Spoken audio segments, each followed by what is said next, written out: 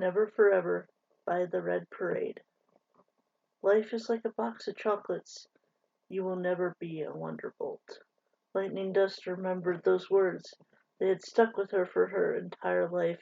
Even at night, she'd wake up in a cold sweat from a dream of Spitfire yelling at her, veins popping from her neck. She'd remember her dismissal and the shame and agony that followed her for the years to come. Today she tried to forget. She had to forget. Who do these ponies think they are? What kind of madmare sells a box of chocolates for 50 bits?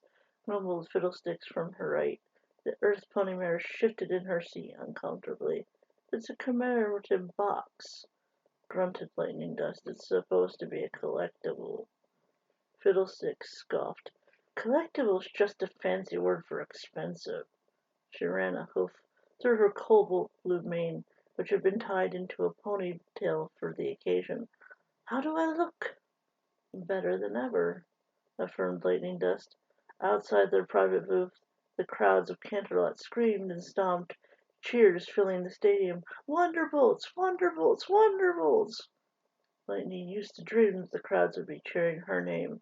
She could picture herself standing on the edge of the launch zone, at the front of the pack that coveted deep blue flight suit, ready to take on the world. It wasn't meant to be. Lightning Dust would never be a Wonderbolt. You want some? Lightning blinked to see that Fiddlesticks was offering her a piece of chocolate. You know those are worth more unopened. What's the point of buying chocolate if you ain't gonna eat it? Fiddlesticks asked. Lightning smiled. Fair point. She accepted the chocolate and ate it, turning her attention back towards the window. When she left the academy that day, she swore that she would never go back. If anything, she would make Spitfire beg her to go to rejoin. Never the other way around. When that didn't happen, she started her own flight team, and it worked well until the rocket incident had them fined and banned from all flight competitions in Equestria. Lightning Dust would never be a Wonderbolt. Eventually, she had to accept that. So she turned her back on that dream. She settled down and got married, something her old self never would have dreamed of. She became a weather manager and coordinator in a town where ponies had never heard of the word Wonderbolt in their lives. For a long time, she shoved that curse word out of her mind. Fiddle never spoke it, and Lightning never mentioned it, so she never thought she'd be celebrating this moment. It was funny, though, because despite everything that happened, she was still here at a Wonderbolt show, just on the wrong side of the glass. The stadium's loudspeaker kicked into action. Mares and stallions, colts and fillies, welcome to Canterlot Stadium! Outside, the stadium erupted with cheers and shouts. They made Lightning smile, even if they'd never cheer for her. She would never have her name read aloud on the speakers, and she would never be a Wonderbolt. But it was fine, wasn't it? Please welcome Captain of the Wonderbolts, Rainbow Dash! Whatever the announcer said next was drowned out by a sea of screams and cheers. From the launch tunnel, a rainbow streak took to the sky, a blue Pegasus cutting through the air. Rainbow deserved it much more than Lightning did. They hadn't spoken since the incident, and Lightning didn't see that changing any time soon.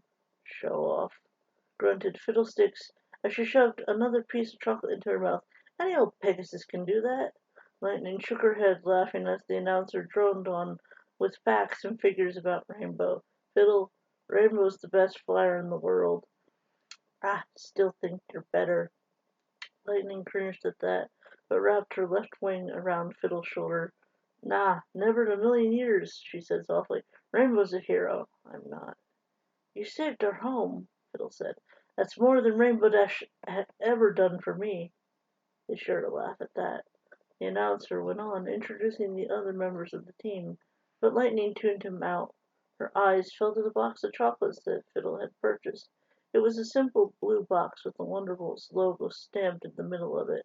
That stupid logo had meant so much to her in the past. The day she left the academy was the worst day of her life, knowing that her dreams were dead forever. But she got over it in the end, didn't she? She was happy now. Sure, being the chief weather manager for a backwater frontier town wasn't the future she had in mind, but it was something, wasn't it? She had a family now, She had friends. She was happy, but she would never be a Wonderbolt. Dusty? Asked Fiddle softly. You alright?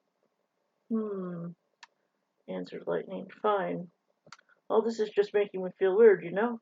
And I know today's not about me, but Fiddle sighed, rubbing Lightning's back. I know, honey. I know. Lightning watched as the other Wonderbolts took to the air, each one basking in the cheers of the crowd as they made their entrance. Just wanted to be a hero. That's all I ever wanted, to be a Wonderbolt. Fiddle said nothing. She didn't have to. But those days are long gone now, Lightning said. Doesn't even matter if Rainbow forgives me or not. Lightning felt a strange tingling sensation on her right side, where her wing used to be. She wished she hadn't been so arrogant at the academy.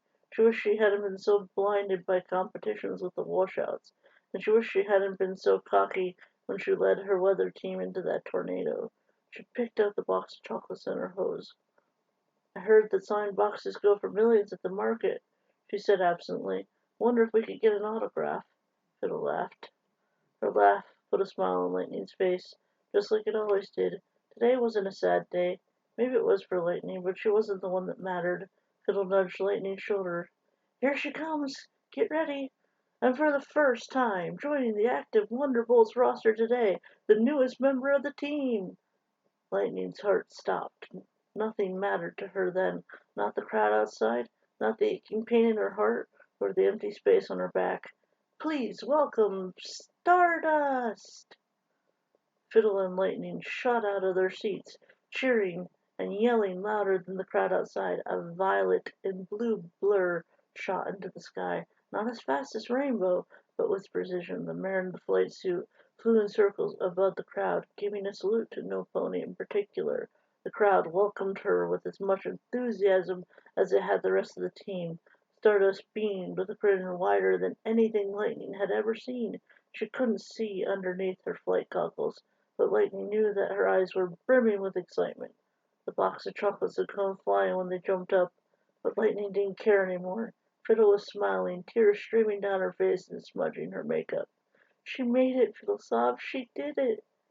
She did, Lightning agreed. Stardust scanned the stadium as she flew, her opening pattern until her eyes came to a rest on their booth. She smiled even wider and waved. Lightning waved back as she fought back tears. Go get him, kid, she whispered. A sense of pride surged through her as she watched Star finish her routine. In that moment, Lightning felt something rush through her veins. It reminded her of flying. For a second, she felt like she had both wings again and was gliding through the air, gazing down upon the cityscape far below her. Memories surged through her mind, faster than the ponies flying outside. She recalled the nights in the hospital and being told she'd lose her wing. She remembered the late nights arguing with Fiddle and Star, and she remembered the fighting and the yelling between the three of them. They came so very close to giving up before deciding to give it one last try, and it all paid off. The adrenaline coursing through her body faded away as fast as Stardust flew through the sky, but Lightning couldn't care less. Her head was light and her heart was so full it felt like it would burst, but that didn't stop her. She almost felt tired, as if her body had given up now that it had accomplished her goal. It didn't matter that she was older. It didn't matter that she was weaker, or that she was missing a wing, because she felt whole again. Lightning Dust would never be a Wonderbolt, but her daughter would. The end. Thanks for listening.